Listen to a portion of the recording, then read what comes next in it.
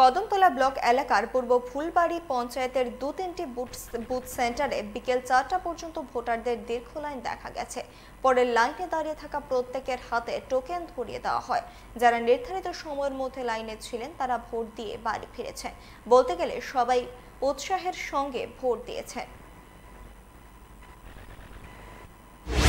সারা রাজ্যের সঙ্গে তো অন্যান্য ব্লক এলাকার মধ্যে খবর যেটা আমি নিয়েছি, বিভিন্ন জায়গায় কিন্তু নির্বাচন কমিশনের যে ভূমিকা থাকার প্রয়োজন, এটা কিন্তু আমাদের কদমতলা ব্লক বাদ দিলে অন্য জায়গাতে তেমনভাবে সোশ্যাল মিডিয়ার মাধ্যমে জানছি এমন কোনো ভূমিকা নেই।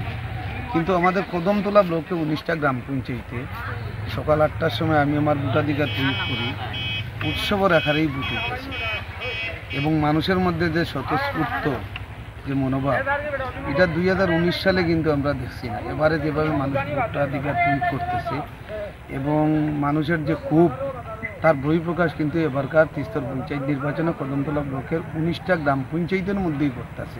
আমাদের পেছনে যেভাবে মানুষ স্বতঃস্ফূর্তভাবে ভোট দেওয়ার জন্য তারা অধীর আগ্রহে এখানে দাঁড়িয়ে আছেন, এখান থেকেই প্রমাণ করে আগামী যে পঞ্চায়েত নির্বাচন 8ই অগাস্ট, এই নির্বাচনে ভারতীয় জনতা পার্টির এই কদমতলা কুর্তি বিধানসভা কেন্দ্রের অন্তর্গত যে 18খানা গ্রাম পঞ্চায়েত আছে, প্রত্যেকটি গ্রাম পঞ্চায়েত এলাকায় এইভাবে মানুষ স্বতঃস্ফূর্তভাবে ভোট দেওয়ার জন্য তো ওনারা এগিয়ে এসছেন। কারণ বিগত 5 বছর আমাদের এই বিধানসভা কেন্দ্রে যে পঞ্চায়েতগুলো ছিল ভারতীয় জনতা পার্টির নেতৃত্বে, প্রত্যেকটি পঞ্চায়েত যেভাবে মানুষের জন্য কাজ করেছে,